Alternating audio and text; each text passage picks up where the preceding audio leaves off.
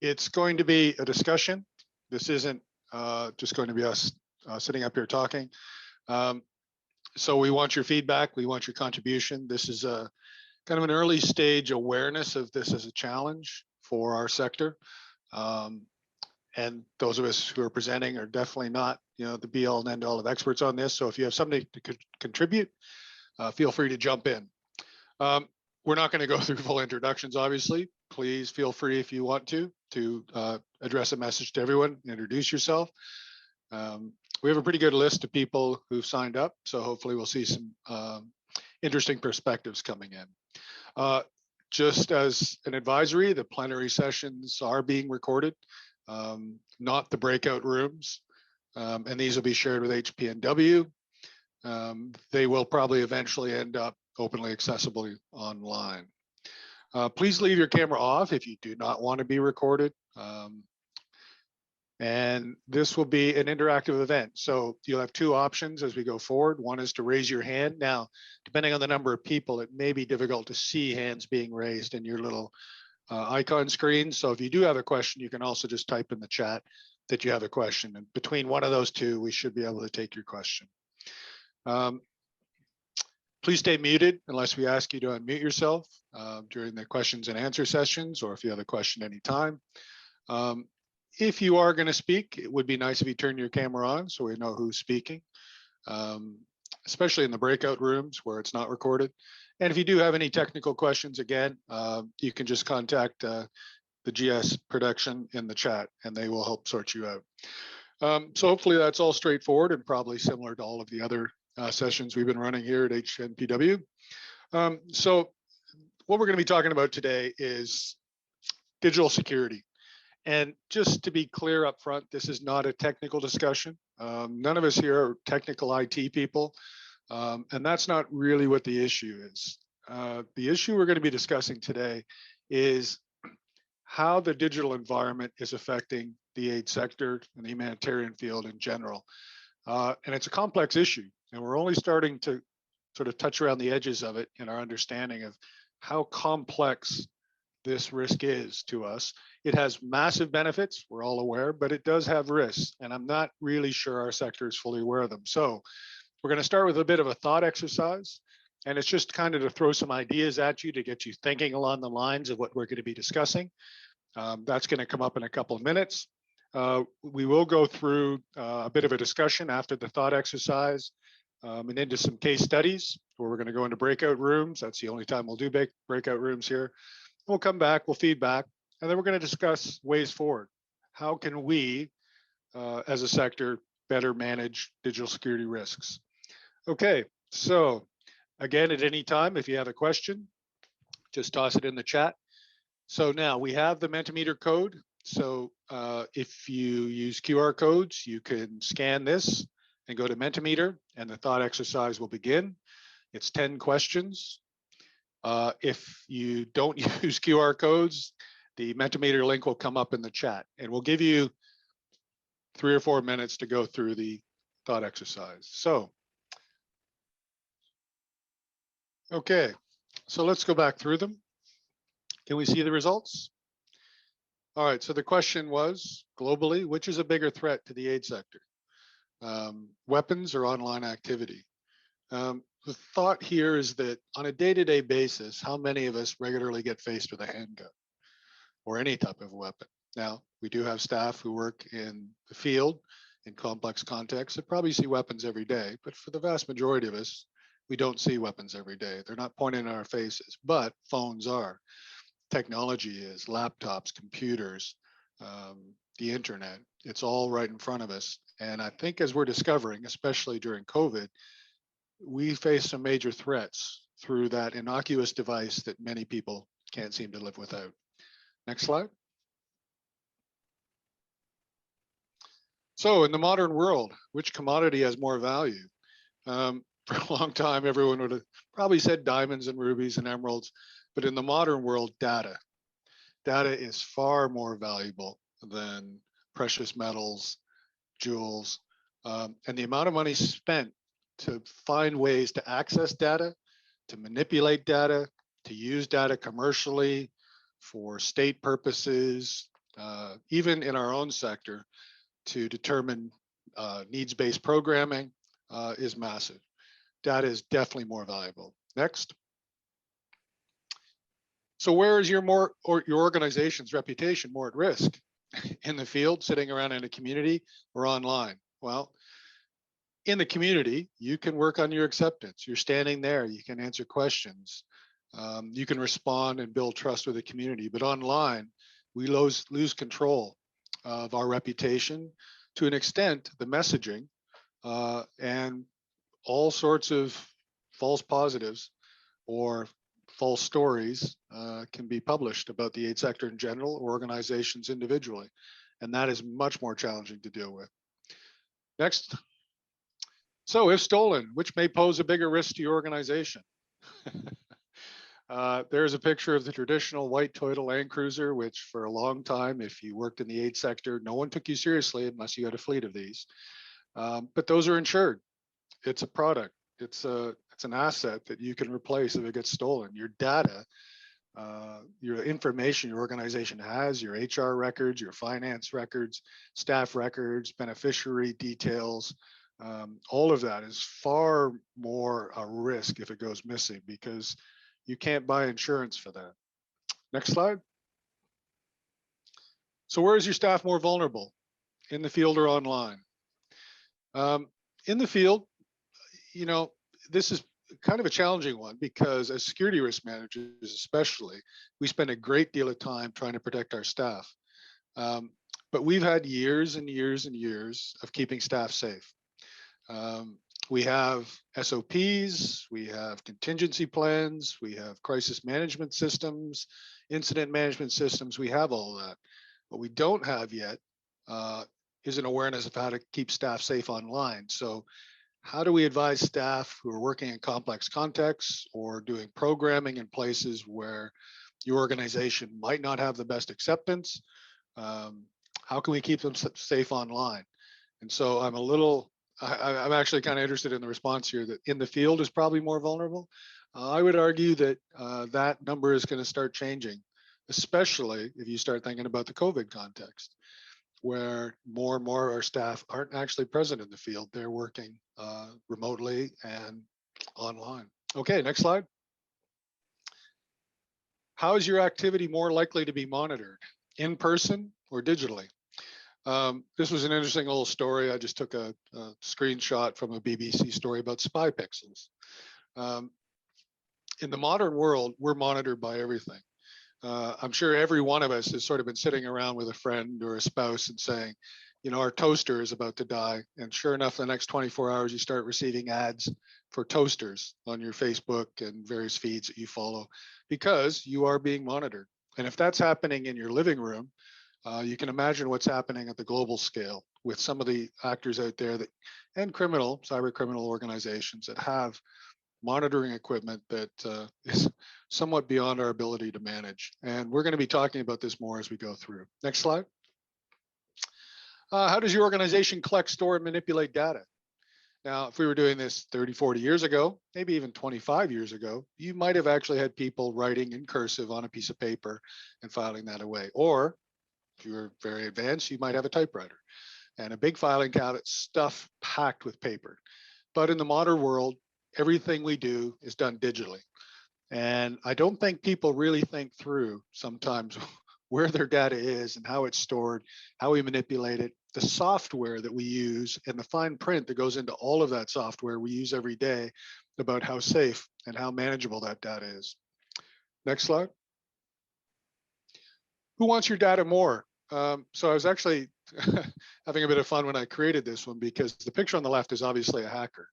The picture on the right is actually supposed to represent CIA and defense intelligence agencies and whatnot, but it does represent business types as well. Who wants your data more? Well, hackers and cyber criminals do want your data, but I think you'll find if you step back and have a good look at it, that it's actually more formal state organizations that are just as interested in what we're doing as cyber criminals are. Next slide. Where exactly is all your data? So there was a time, and I've worked around NGOs for a long time, where every office would have massive filing rooms, or even in your main offices, you'd have big filing cabinets stuffed full of paper. Well, that's starting to disappear. You don't see that as often anymore. All of our data is stored somewhere, and zeros and ones, very often in a cloud system. And we have this image of the cloud as this nice, friendly place, and it's all happy and everything's fine. But what is the cloud? I mean, very few people really ponder that very much. And so, where is your data? Next slide. Where are your programs going to be more effective? In a context with reliably digital comms, or in a place where everyone is isolated? And this is probably one of the more interesting ones. In Myanmar recently, as the government was shutting down mobile systems, the internet, we had to start pulling people out, because if we can't communicate with them, we're failing in our duty of care. We can't deliver programming effectively if we can't communicate. And so it's quite interesting how much we have built a structure on the somewhat flimsy foundation of digital access. Okay, and I think that was it.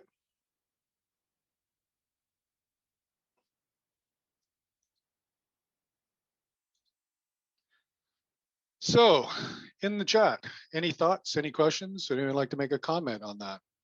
Or did we get it wrong? Or did we miss something?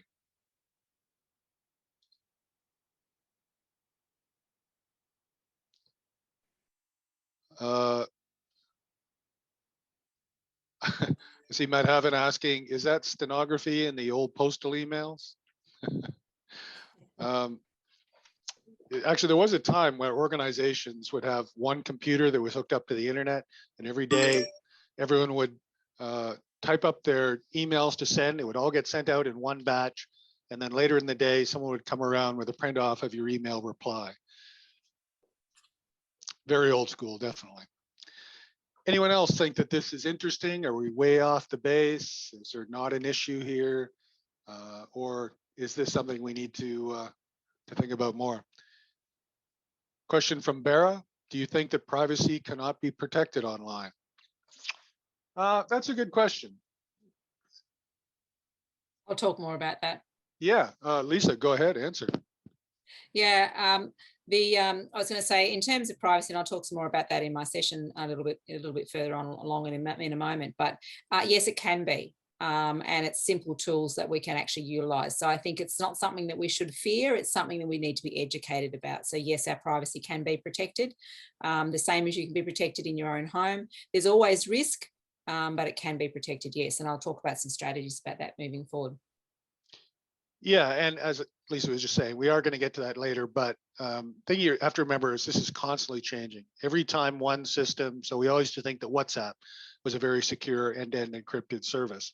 WhatsApp can be broken into, and as we all know from the big controversy from a month or two ago, that WhatsApp, now being owned by the same company as Facebook, is starting to share data.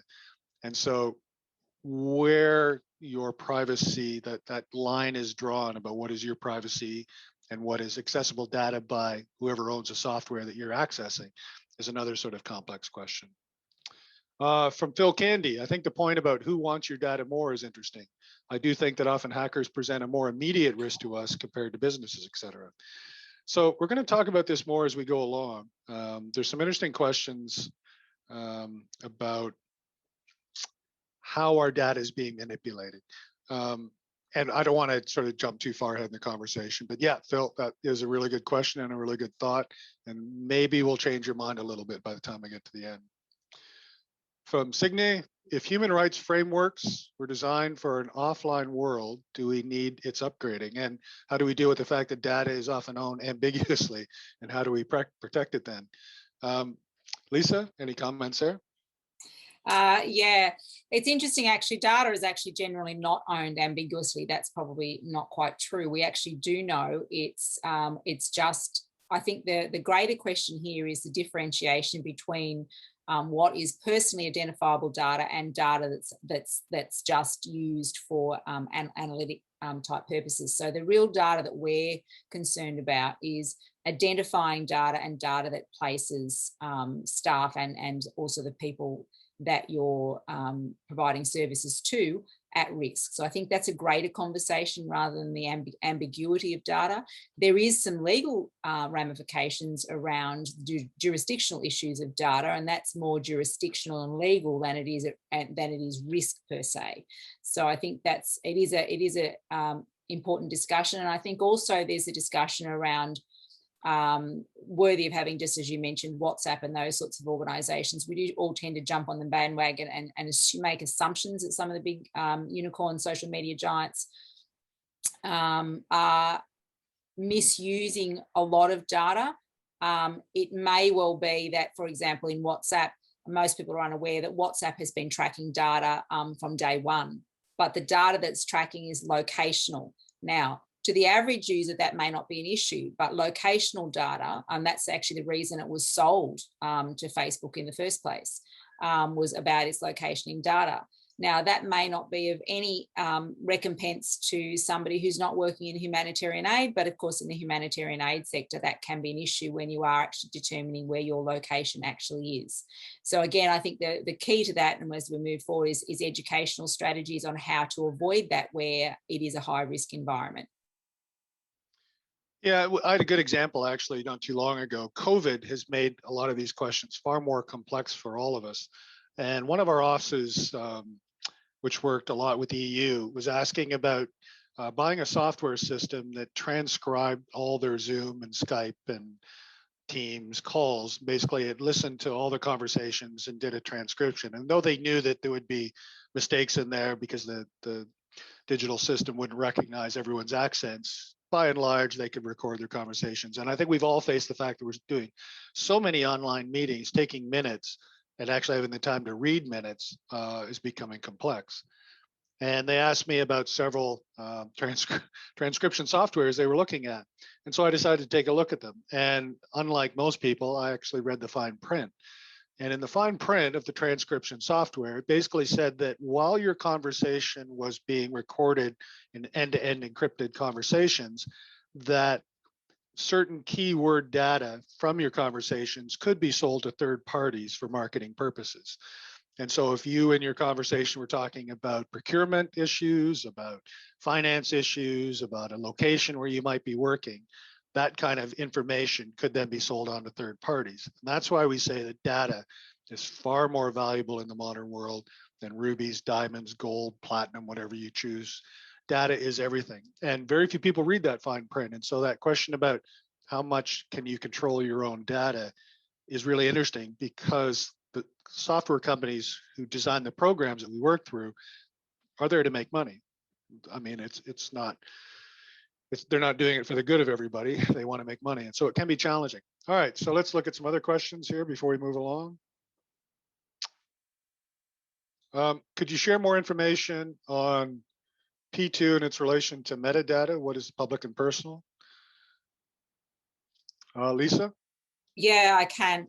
And again, we'll move more into this, so we'll skip forward a little bit in a moment on this to the next part of the presentation where we're actually going to talk about this. But yes, anything personally identifiable data and data that is just metadata. So just for those of us that aren't perhaps technical involved here, is that everything that is exposed digitally is, if you like, a piece of data. It's a pixel. It's the minutest portion of a piece of data.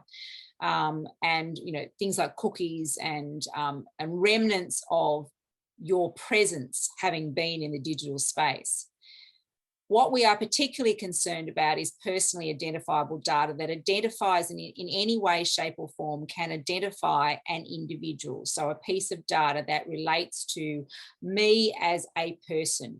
And that, of course, is not just things like our name, address, date of birth, but it can actually be our location, our, the identification of our phone, serial number, all sorts of other things that can actually identify. If you have an IMF number of a phone that can be connected to an account, that can be personally identifiable data. So in essence, very broadly, without getting too technical, it's any pixel or element of data that's in the digital space that enables anyone, an organization or an individual, to connect that data and identify me as a person.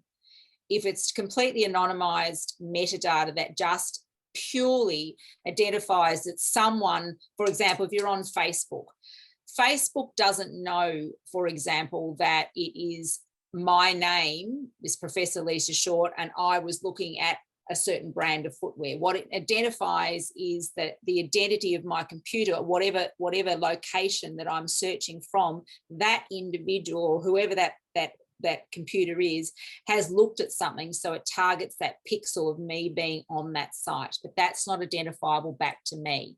So that's metadata. That's why on your feed you'll start getting advertisements for the last barbecue that you haven't looked at or whatever. So I think it's really important to understand that. So there's a really strong part of this presentation is that I don't want us to fear digital transformation. I think it's been sold very much so by the fact that there's a lot of misinformation around digital transformation. The fear, uncertainty, and dread doesn't mean we should fear it. It means we need to be wise and educated. And sometimes the best way this can be described is if you think about it in the physical world. In your own home, for example, we know to be safe and secure, the outside world can't see in. If we close the blinds and the shutters and the curtains, I can be standing naked inside my house and I can't be seen externally. And I have the physical provisions to pull those blinds closed. And I also know who's in my house and who's seeing me and all of those sorts of things. However, in the digital space, those doors, blinds, and shutters don't exist. It's almost like standing naked out there. Whatever goes out into the digital space is there for everyone to see. So we have to make sure we have those provisions to have blinds, and it's understanding what that looks like. Not to fear it, it's about to be educated and to be wise in the space. Great, thanks, Lisa. Okay, just a couple of interesting comments. I thought that Stefan made a funny comment that this is the case even in this call we're in, that this data is now out there. So. And there's a comment from David that it's becoming increasingly expensive to store all this data, and the services that we used to use as sort of free offers are now becoming pay per use. And so paperwork, maybe to an extent, we very often, if you travel outside the EU context or North America or someplace, you arrive in a country that's still doing things by writing things down at the border controls or immigration forms, and we think, oh, that's very old fashioned, but they don't have the same data security issues that we do, I guess. They have different issues. Okay, so let's wind this up. I think we've started the conversation quite well, so we know what we're thinking about. This is not really talking about IT stuff. This is more getting into how the digital frame can both benefit, although we're not talking about that so much because this is security stuff. What are the challenges we're going to face? So this is my sort of brief overview and why I'm talking about this. I've been working in the sector as a security risk manager for about 30 years. Started in the military. I've been involved with GISF for forever, which is why they've asked me to kind of lead this message. I'm joined by Lisa, obviously, who you've already heard from, who has a far more impressive CV than I do, and we'll be relying on her for a lot more detailed expertise. And we're also joined by Andy Kirkham, who's going to help out when we do the case studies. So what is the digital threat? So while the digital revolution remains strongly positive, I mean, it's changed our lives. It's allowed us to communicate with people instantly anywhere on the planet, assuming you have some kind of digital access. It brings us together. It allows us to program better, to identify needs faster, to respond better. It has massive, massive benefits. And as Lisa was saying, we don't want to scare people away from it. But one of the big problems with it is it's become so pervasive. It's become like the digital boiling frog. And if anyone of you have been around the security sector for a while, you know the term or the meme about the boiling frog. And for those who don't, very quickly, it's just an old African story that says if you take a live frog and throw him into a pot of boiling water, he'll jump straight out. But put him in a pot of cool water, you'll start swimming around. If you slowly raise the temperature, you'll just be thinking, it's getting warm, but it'll be fine. And the temperature gets warmer and, getting kind of hot in here, but whoa, it's going to be all right. No problem. And the frog will stay in the pan until it basically boils to death. That's the boiling frog. And in this case, it's the digital boiling frog. we are so surrounded by the digital world, it's like the air we breathe, which is why this picture here is appropriate. It connects us, it allows us to engage with each other, but it also watches us, listens to us, it looks at our habits, it follows us around, it identifies all sorts of information about us. And as we said, data in the modern world is key. And so one of the things we have to remember is that the aid sector has data. We have a lot of data, and we have data on people, we have data on communities, we have data on the types of challenges that we're facing. We look at human rights abuses, we document those. We look at challenges in complex contexts where some community is being targeted by some government force or armed faction, and we have data, and people want that data.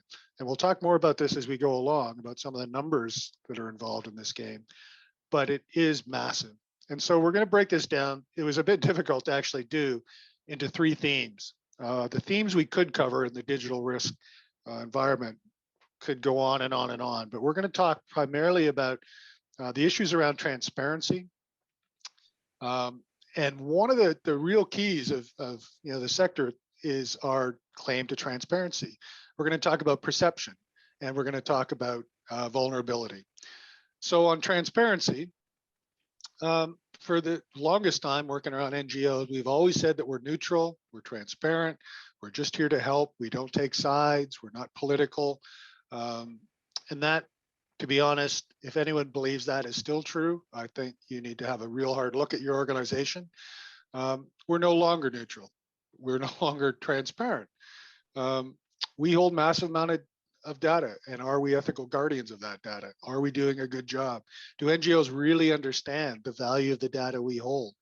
In the EU, we have GDPR, but globally around the world, there's different data controls. Are we compliant everywhere we work? If you have an EU-based headquarters, yes, we have to be GDPR compliant. But if we're working in a context that has different data laws in a local context, are we being compliant there? So there's liability issues we may not have really looked at. And I hate to say it, but not all state actors are our friends. Even some of the donor countries, some of you may be aware, and some of you may not, that there are a growing number of very large, well-known international NGOs that have stopped taking funds from certain international donors that are well-known because those donors are requiring data on individual beneficiaries. And yes, okay, that might sound like a good idea from preventing fraud and corruption. The question is, where does that data also go once it gets into the Foreign Affairs Department of a particular state actor? And so we have to start thinking about the question of transparency. And we're going to talk more about that when we get into the case studies and hopefully going forward. And then around perception. I don't think any of us is naive enough to believe in the modern world anymore that social media, mainstream media does not have agendas. I think we're all well aware, if you look at the same story on 3 or 4 different mainstream media organizations, their take always has a political agenda to it. Everything is perception, and influencing and manipulating that perception is a modern industry. And in fact, you can Google the agenda setting theory, and you will find massive amounts of information. This is taught in universities now about controlling information. And you have the reality, you have your agenda, and then you have the perception that you can manipulate people to think. Some recent political situations in certain countries that should go unnamed are very good examples of this. And the aid sector itself is not immune to this. There's been some massive scandals globally around the aid sector recently. We don't have to go into those in specifics, but they are manipulated based on the agenda of whatever media function you're looking at. And if we talk about social media and content farms and all the things that influence there, controlling the perception of the aid sector becomes quite complex.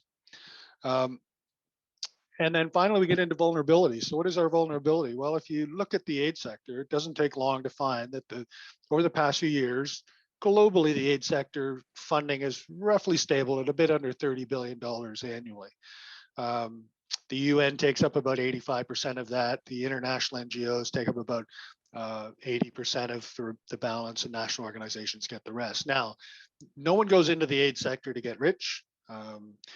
And organizations are always basically scrambling for money. But if you are outside the sector and you don't really understand how it functions, we constantly are advertising when some organization wins government funding of $50 million for a program in some context. To an external contractor, a business organization, to cyber criminals, those are big numbers and they want their cut. And here's a simple screen grab of a United Nations appeal. And we're talking numbers in the billions and millions. So there's a vulnerability there that people want. They want their cut of the pie. It's a multi-billion-dollar industry globally. Okay, so I'm going to hand over to Lisa now. She's going to talk you through some other issues related to this. So Lisa. Thank you. Thanks, everyone. Thanks for joining. Actually, it's your morning or it could be your evening, depending on where you are in the world. I'm currently in Australia, so it's actually just gone into evening for me. But one of the areas that I do want to concentrate on this is that security in the digital world is actually really around the human element. Because although we talk about data being key and we talk about data cloud, for example, you know, being out there in this ubiquitous big space, by the way, a data cloud is actually physically someone else's computer. It just means that the means of transmission is digitally through the cloud. There's not actually a big cloud, a big storm cloud of it sitting up there in the heavens up there in some magical space. So I want you to always remember that when we talk about that there's two things that are key. There's a human behind every single computer and element that functions, and there's actually, when we talk about data, it just means that it's actually being stored. It is sitting on someone else's computer somewhere. It may not be yours, but it is actually sitting somewhere. So two key elements. Physically, data sits somewhere. And the second thing is that it's about humans.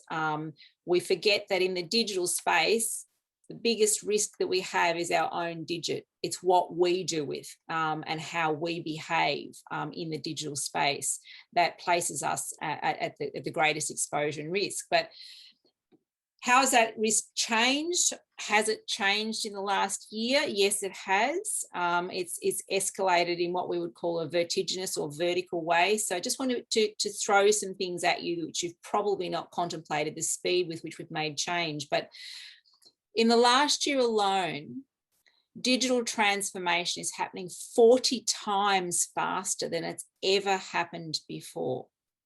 And that the humanitarian aid sector is not exempt from that change. This is organisational change by the organisations that are running it. You know, so the big organisations, you know, the United Nations, the OECDs, the World Banks, the big aid organisations, even the small aid organisations. Anything digitally is being transformed 40 times faster. If you think about it, if you asked at the beginning of January 2020, could we all work remotely? The answer is definitely no, we can't do that. That's an impossibility. And then all of a sudden, 6 weeks later, the whole world is working remotely. And how do we do that? And it was like, it happened overnight. Those sort of changes sometimes traditionally have taken years, not moments in time. So our ability and strategies to manage that rapidity of change is quite profound. And so were we set up for that speed of change? The answer is no in many cases. Is strategic planning absolutely critical in this digital space moving forward? Yes, we need to have more workshops and more focus on how do we digitally plan our organisations, how do we strategically plan for those sorts of risks. The second point I want to make here is just that I'm going to come back to data and quantify this. If you can imagine, and it's a bit hard to think about this, but if you can imagine every human written and spoken word since the beginning of time that we can think of, that volume of data, so over 2,000 years worth of data, that is replicated and digitally put out into that digital environment, that ubiquitous fog that James spoke about, every 2 days. Every 2 days. Physically, if you want to quantify the volume of what it looks like, it's sort of about the volume of our entire solar system. Every 2 days, that's the amount of data. Now, it's hard even to get your mind around that amount of data and what can happen with it and how it can be used. But that's the speed and the volume of data. That's huge. Let's just talk about social media. 56% of the entire world's population, next to 8 billion people, are connected to social media. Every single second, there's another 15.5 people joining. Every single second, another 15.5 people joining. And that, of course, increases point 1 and point 2, the volume of data that we put out there every single time. So if you just think about those 3 points alone, it's really unsurprising that humanitarian organizations have become more reliant on new technologies to manage that volume of data, manage that volume of exposure. Your exposure surface, your risk exposure surface has become greater. Whereas before, as James said, it was often manual, manual systems, diaries, all sorts of things. You knew where that diary was. You knew if it went missing. If somebody takes your diary, it's gone. Now, if somebody takes your data, you've got no idea. And so managing that level of exposure and risk takes additional requirements to know what we're going to do with that digit, because the majority, in fact 90% of our cyber issues that we have, and whether it be to do with nation state actors or whatever it may be, hacking and malware and all the things that we're exposed to, comes about because of what we've done or inadvertently done or not done, like read fine print, for example. And if I can give an example, and James actually touched on it, about using, for example, transcription software in Zoom meetings. I've gone from having 3 to 4 meetings to 16 meetings a day. I physically couldn't even write that number of notes up, but I was caught out. And one of my roles is that I'm the Chief Research Officer for the Global Foundation of Cyber Studies and Research. I made a mistake of not closing off my provisions in a Zoom meeting and allowing anybody to invite other guests. I was brought in on I started a Zoom meeting. I was the host of the Zoom meeting, and I noticed that a person came in. They had a name, and I thought, it just looks like one of the guests is coming in from their mobile device. And as you know, you can give your name, and it brings in any name that you call yourself. What I didn't realise was one of the guests had invited an AI subscription program to the Zoom meeting. It came in before the individual did, and it started recording my meeting. And the other 2 or 3 participants on the meeting were having a personal chat. We were discussing a whole range of things because we were waiting for the 4th person to come in. What we didn't recognise was the bot was already in there and the AI program was in there. When we got the transcription back, our personal discussions were transcribed as well and recorded by the AI bot. So again, fault on both sides. In that circumstances, the individual that invited the AI subscriber in didn't ask permission and didn't suggest to tell us that it was going to happen. And secondly, my fault, I didn't ensure that my security provisions were closed. I became complacent in that situation. So that's how easily this can occur. And if you imagine, if you were having that discussion in a humanitarian aid situation and you were discussing case notes or something like that, that's been recorded without your knowledge, it would already be out there. So the human element is absolutely key. So our organisations have definitely evolved from being definitely innocent bystanders to fully fledged stakeholders in the cyberspace. You're out there. And in fact, you're out there in a big way because you pretty much cover the entire surface of the globe. Aid organisations, again, are a little bit like data. You are ubiquitous. They're everywhere. Everybody that needs support and aid and services has an aid organisation that they can go to, whether it be a local requirement or whether it be a global requirement. I like this image because I use the term, and you may not have heard it, meaning it's a Janus-faced situation where the organisations you're obviously able to take this to your advantage, because like the rest of the world in the last year, would we have been able to survive without digital technologies? We wouldn't be having these discussions. And I often talk about the fact that we are very quick to criticize social media. We're very, very quick to criticize Facebook, Twitter, LinkedIn, all the mediums that we use. But I want you also to think about this. Could you imagine the last year without them? The number of families that have been torn apart, I'm one of them. And I'm sure there's everybody else here on the screen. In Australia, for example, there's 4.4 million people with dual citizenship completely torn apart from their families. So I do want you to think about the Janus space in this and this is where the fear, uncertainty, and dread needs to be moderated and balanced with the benefits from those.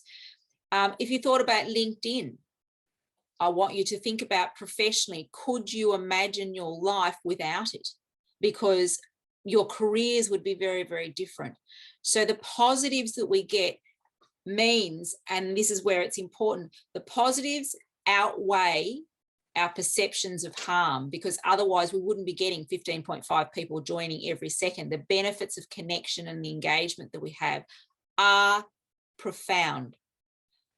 But the Janus face of that is it does make us more vulnerable to malicious, adverse cyber attacks and threats, to nation-state actors, to what we call social engineering, to the ability to use that data, and most importantly, to not understand our exposure risk. It's not that we need to fear that exposure risk. We need to be educated to understand what it means. And it's very interesting when we do talk about data, the lack of perceptions of what people think and understand data actually to be, and the pixels that we have and how it relates back to us. And I'm going to go to WhatsApp, for example. WhatsApp was sold to Facebook for $30 billion. And when it was sold to Facebook, it was sold to Facebook on a certain figure, amount of money. Let's just say it was $1. It wasn't. I think it was about $30 US per user signed up. And the only thing they wanted that for was locationing data. They are encrypted conversations. So the encrypted conversations, nobody can hack in and see what the encryption is. But there's been a change, because certain jurisdictions allow a backdoor into that conversation, and some of the messaging applications have to have provisions to decrypt encrypted conversations. And the US is particularly profound in this space. So understanding these and understanding the terms and conditions, for example, is part of our risk exposure. And of course, that comes back to what we do. How many of us, when we sign up to applications like Facebook, WhatsApp, Twitter, Messenger, LinkedIn, Signal, Telegram, you name it, the list can go on, Zoom.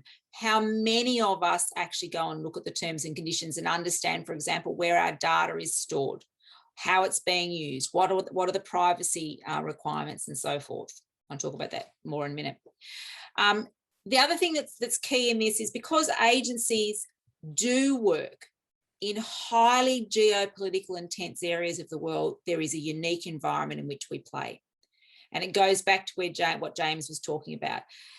We now not only have a responsibility to manage the physical risks that we are exposed to, whether there's been a community that is going through a war-torn, or whether it's a natural disaster or poverty or whatever it may be, there's those physical risks, but we're also now bringing into those areas and bringing into the staff and bringing into the organisations a digital risk, and that is an impact on that environment that uniquely can further exacerbate some of those and strengthen some of those geopolitical conversations. So I wanted to raise this one particular slide about trust. And this is something that is very unique to this sector, in the sense that you are trusted organisations. You go into areas that not many others can get into, and it's based on a provision of trust. if that trust is broken because we don't have good conversations around our digital risk exposure, then the trust of the very organisations that provide that aid will be impacted as well. But it also means that because you're in a trusted environment, that the people that are your customers and the nations and the areas that you're serving through the work that you do, they actually provide more information to you in an open way than they may ever have comfort in providing to anybody else. If you're going into a geopolitical situation where could be in China, it could be in Africa, could be in organisations in the Middle East, anywhere where there is high risk, an aid organisation comes in, they will offer up a lot more information, personally identifiable information that they would not expose to anyone else, given particularly that a lot of the individuals in these environments don't trust the infrastructures, the political organisations, that are the regimes that are running the countries where you may be working, but they trust you. So there is a shift dynamic in the ability and their desires and their openness in providing information. You're trusted with some of the most innate conversations and data that other organisations may never have access to. And of course, that trust is absolutely key in this risk conversation and our exposure, and understanding that that is a unique element of this. I do want to just talk about very briefly the current state of affairs, and also impress on you that this actually these are chasms, if you like, that have opened and widened in the last year, but they were there. The cracks in the humanitarian aid organisations were already there. The fact of the matter that this actually has only been added to the agenda for this event, for the Humanitarian Aid Networks event, that digital risk has only been added in 2021 is profound. So that will tell you the risks were there. Perhaps you're 20 years too late. In other words, it should have been discussed before now. So I want that to be clear. This is not, and we can always throw back responsibility and accountability to COVID-19. And it's almost a ubiquitous conversation now. Oh, that was, because of COVID, or everything's to do with pandemic or COVID. No, these risks occurred before, but they have increased because again, it goes back to that 40 times faster and how much quicker things are. On that note, the first 6 months of 2020, 7 years worth of digital transformation happened in the first 6 months. So yes, it was faster, but was our approach to strategic planning and understanding it and educating ourselves and keeping ourselves up to date, was it kept up to date? The answer to that would be no. So attackers, one thing that, and this again is not new to the pandemic, but in the digital space, those who want what you've got, whether it be perception, vulnerability, or transparency, so whether it's data, money, access to people, and you've got all three, they want what you've got.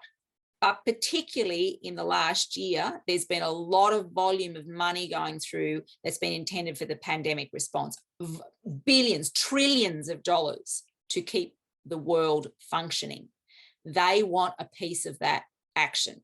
So it's also what they're doing is using a time where they perceive, those nasty people out there, perceive that disruption causes weakness. They're right, it does. In terms of speed, in terms of our vulnerability, our anxiousness, we overlook things that we may not have considered before, e.g. the example I just gave you before of me not doing what I would normally do because physically the number of things that I was thinking through I hadn't thought about. And that was just one example.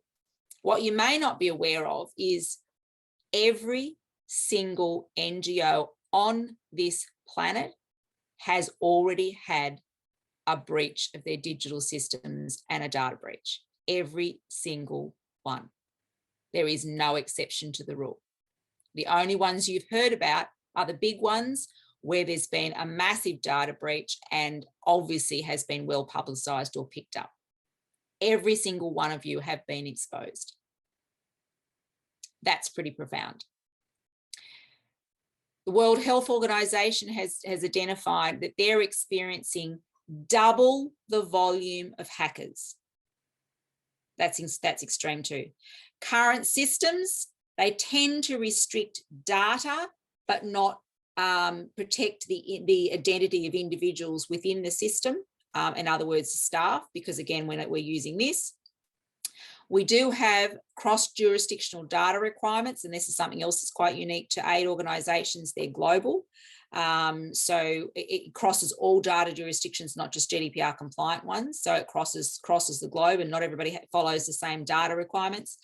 And of course, the other thing, and again, we haven't got time to cover all the issues, but the one thing that I do want to mention is that when you're going into as an aid organisation, you're going into areas that have low digital literacy, and we bring in digital technology and we provide them with digital technology to enable us, we're also delivering risk, because we are delivering that to digitally illiterate individuals. So we also expose them, the sector, to social engineering, which is where we use information to manipulate our minds and our thinking and political decision making and so forth, misinformation, disinformation. 3 areas generally, and we'll talk about this as we go through the case studies: people, processes, and technology. And you'll notice technology is the last, which is why this conversation in this session is really important. Technology is the last consideration. People and our processes are always the first 2 considerations. I'm going to leave you on this because we've got to get into the case studies. Again, bear in mind, behind every piece of technology is a human. Quite a funny picture. You know, here you've got 2 self-driving cars. Oh, we think our self-driving cars were texting each other. No, they weren't. The individuals that are in control of the vehicles that were autonomous vehicles were texting each other. So please bear in mind, it's always a quick way to respond to each other, but behind every single thing we do digitally is not a computer. The computers do not do it on their own. There is a human, and behind that human is the risk. And that's a really key point to this conversation. I know we're very limited in time, so we are going to move into the case studies. There's 3 case studies. We're going to break away into our breakaway group shortly. And in the chat box, you will actually have a link to the Jamboards that we're going to go into. So there'll be 3 breakout groups. You'll automatically be allocated to a Jamboard. When you get into that group, you'll have a link in the chat box just to go to the Jamboard, where you can actually, it's like a virtual whiteboard, if you like, and you can put sticky notes on. The presenters, James, myself, and Andy will be the 3 presenters in our case study groups. We are each case study is specifically allocated to one of these concepts on transparency, perception, and vulnerability. We'll just give you a couple of minutes just to read those there now, and then we'll go in. We'll have about 10 to 15 minutes in the case study groups, and then we'll come back together as a group. We just want to identify a case study, a real case study for each of those. We'll just give you a couple of minutes to do that, and then we will break away into the groups. And bear in mind, again, remember, when you get into the group, the link to the Jamboard will be in your chat box when you get into the breakout group, but the presenters will also have the Jamboards up on their shared screen, just in case you have difficulty getting through to that. So just give you a second to read through those. Thanks, Lisa. While they're reading through, there's a couple interesting comments in the chat about if we want access to these digital sort of spheres of communication, we have to sign up, even if we read the small print and don't like some of it. So it's kind of a catch-22. Well, it is actually, it's an interesting point that, James, just on that note, and I often do discuss this, is that we do actually have a free mentality. So we do have choices, and this is also interesting. So our choice is to do or not. So our choice is, you know, if you don't like what Facebook is going to, you know, they're going to track pixel data for advertising and marketing, bear in mind it's free. So most of us have a free mentality. We also need to put that into our risk profile. Free, I'll give you the common statement. If it's free, you are the product. If there is an application that's free, it's not free for a reason. You, me, that is the product. Keep that in mind. So in other words, if you want greater control and you want greater management and greater management over your risk, we also need to have a discussion about the free mentality that we have. So paid services, so if you're looking at messaging services, for example, Threema is a paid service. It's a digitally paid messaging service. It's not even expensive. It's like £5. But if you gave people 3 choices, WhatsApp, Signal, Telegram, and then a 4th one, Threema, I guarantee they'll go the 3 free applications first and not look at the terms and conditions. So just remember that. Good thing to remember. If it's free, you are the product. Okay. We've been asked to go out into our breakout rooms, so we'll see you there. We're all back? Yes. James, okay, that's not went very fast. Yeah. James, do you want to throw it over to you? Just do a feedback on your group to start with. Yeah, can we put up the slide of the case study? Yeah. Was yours transparency? Yep, that's it. So in our group, we talked about this particular case, which was about some of the extreme steps an organization went to hide the fact it was going to close a program in a specific country, including banning phones or digital devices from any meetings, surreptitiously, sneakily flying international staff out to regional conferences so they could discuss the closure, not informing the national staff at all until after the actual closure occurred and all the international staff had flown out a week prior to that. So the question was this going a bit too far? And what does it say about the concept of transparency? And so in the feedback, we had some good comments. David was mentioning that, how does this affect our acceptance? How does this affect the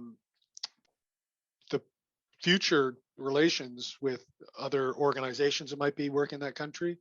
And we can also, by extension, say, how would other national staff feel working in a different country for the same organization, that all of a sudden their program could close and they didn't get told until after the whole thing was done? How do staff at headquarters feel that probably the senior management team didn't discuss this with anybody? It was a done deal. So lots of questions around how does this build trust? We had some comments around somebody mentioned that maybe this was a bit like the film Argo, and I laughed at maybe it was a bit like watching too many James Bond films. But we basically talked about acceptance and how this will impact on the larger aid sector. I was mentioning as well that because this was rather extreme breach of the concept of transparency, it might have been influencing the senior management team of the organization, the 2015 court case from NRC, which had a financial judgment against a large NGO for failure of duty of care. And so we talked about, how national staff might feel about this, how it's going to be a loss of trust for national staff. And so, yeah, it was a good conversation around this. From anyone that was in my group, what did I miss? It's Phil here. I think there was, you kind of touched on this, James, but I think it was interesting to think about balancing. We always talk about, risk versus benefit. So balancing the sort of the possibility of saving some money in this case against the sort of loss of acceptance or reputation in other settings or for other organizations. So needing to balance, as we always do, sort of risk and benefit and the different risks that we face. And the other thing is, James, you can tell the story, but the fact that our phones are listening to us. And so that is mine's on my desk next to me, so I don't think I'll tell that story again. And as somebody already put in the chat earlier, that this call is probably being monitored by some AI bot anyway. So anyone else from my group that wants to throw in something that I missed? My note taking was not terribly successful, and I didn't have an AI transcription program. We might move on to the next one. So Andy, if you'd like to give a feedback on yours. Yeah, no, we were looking at the perceptions of NGOs and the risks associated with NGOs and the perceptions. So we looked at 3 or 4 different questions around what are the risks that we as organizations have. We get that one up, Lisa, that case study? Yeah. Yeah, it should have already moved on. It may just be slow to move. Sorry, Andy. Keep talking, Andy. Yeah. So we're looking at the types of risks, and we looked at the different levels of risks also from the HQ perspective to a national and field location. And also we're looking at the perceived wealth that organizations may have, or perceived likelihood of maybe paying a ransom of some description due to ransom attacks.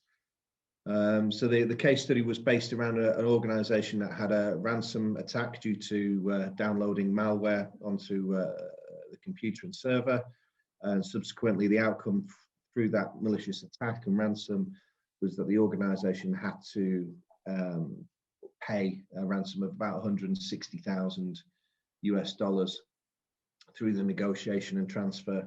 So it was a good, interesting discussion, looking at organizations that have good processes in backing up data, backing up information that's stored on laptops, so that if a ransom attack did occur, the likelihood of large quantities of data being stolen and held is limited, so the organizations are able to accept that risk of loss without paying a ransom.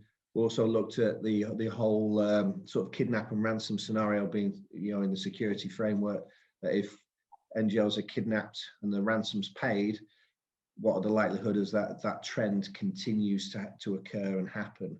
And it's very similar in the digital world. If organizations are regularly paying a ransom because of the malware and ransom software has been downloaded,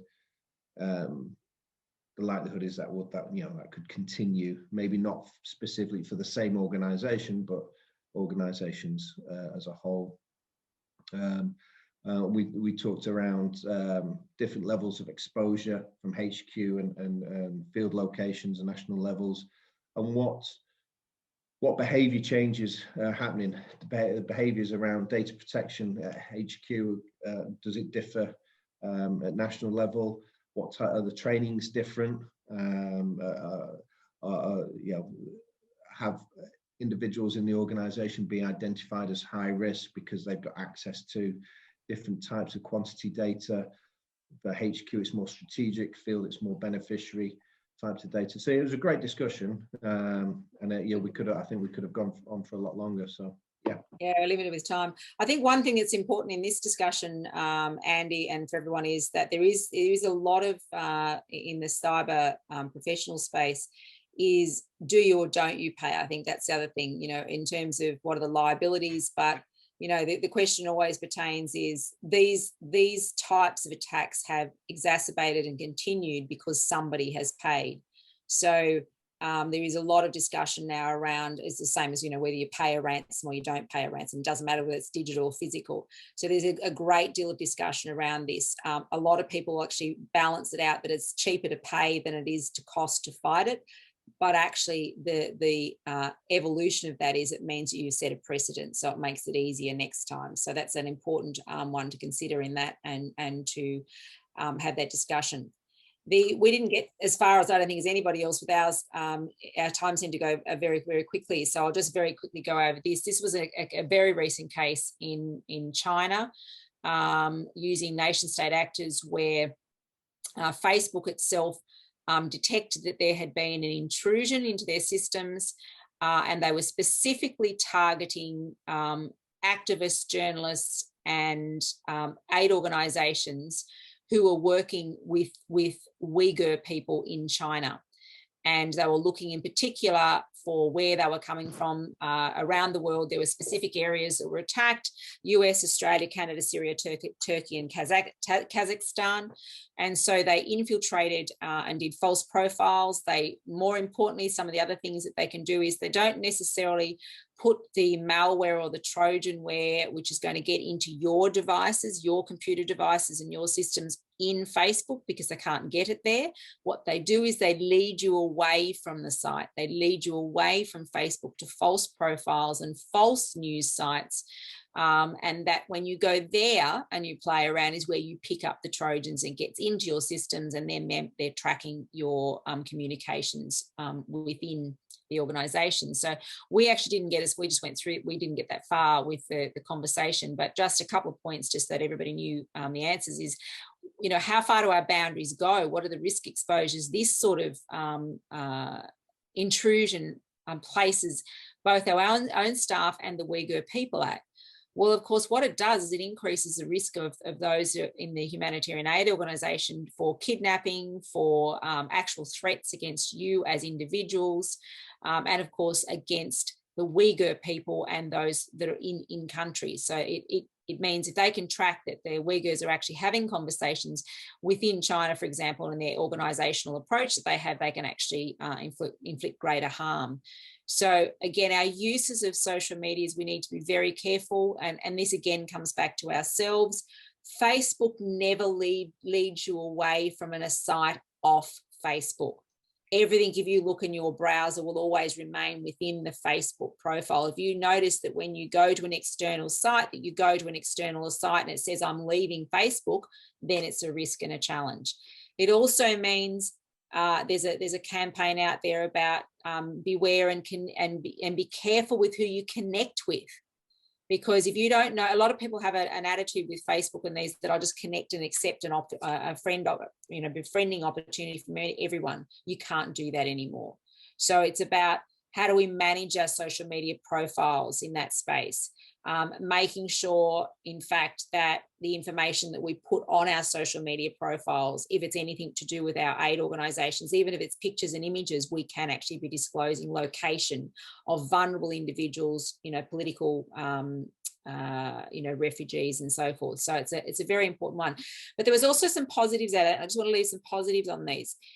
And this was important, is that again, while we can be very critical, the positive side of that is, and this is important, is that Facebook did block this. They have provisions to be able to recognise this. And I'm not just talking Facebook, this just happened to be Facebook, but LinkedIn, Twitter, the big social media platforms and so forth, and others that we don't even know about, do have the provisions to track and block these attacks. And they also communicated the results. So it goes down the food chain to those that are organised. You've been exposed. You need to change passwords and we need to do a cleanse of the system, but it also brings in geopolitical conversations and actions that we can take. So I think what's important to understand is these exist, but there are systems that exist to support us. What happens post these events is our learning opportunity and time. So, prevention versus cure is also very, very important. Okay, I think we need to mindful of time. Yep. Yeah. Mindful of time. Is that just moved on to the next screen, yep. John? Yep, okay. We're good. So what's our way forward in our last sort of 4 or 5 minutes that we've got? How do we clear the fog? I'm going to throw that back to you, James, to, where does this sit? Well, and just to quickly sum up, one of the challenges NGOs have is where does this issue sit? So generally, if you raise the question of anything related to digital, everyone just turns around and says, well, that's our IT department to handle. Problem is, most IT staff, if you have a problem with your laptop, getting access to your Outlook, they're fine. Ask them about how digital threat affects staff in the field or beneficiary data, or how do we deal with donors related to information that they want from our programming. That goes way beyond the pale of most IT. In the UN, they have entire teams that work on this, professionals. NGOs don't have that kind of budget. So the question is, where does this sit in your organizations? And each organization is going to have to look at that differently and figure out, where does this whole risk issue sit?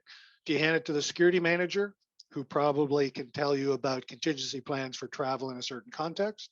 Or do you have to bring in other types of professionals? So very big issue going forward. And as Lisa says, this issue is getting bigger and bigger exponentially. And how best do we navigate this minefield? How do we make those choices about saying no to donors that want too much data on our beneficiaries?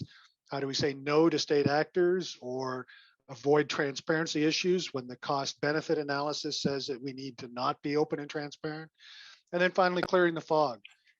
How do we make senior management teams? And remember, most senior managers in NGOs are in my age group, which are getting towards the upper levels of professional lives.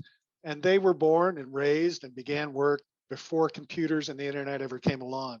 It's a little bit difficult for people in my generation to really get their heads around the details here.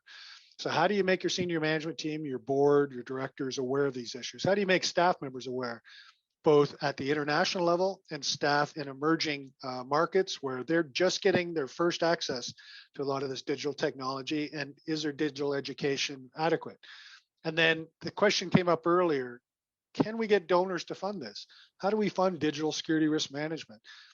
And for big NGOs, we might be able to find a way in our overhead to squeeze out a bit of money for digital security. But how do all the smaller national organizations that we're increasingly having to work with, those last mile providers with no overhead, barely any equipment, working with pirated software, how do we help them? So those are the big questions. I don't think we have too much time for answers. Lisa, any final comments or points?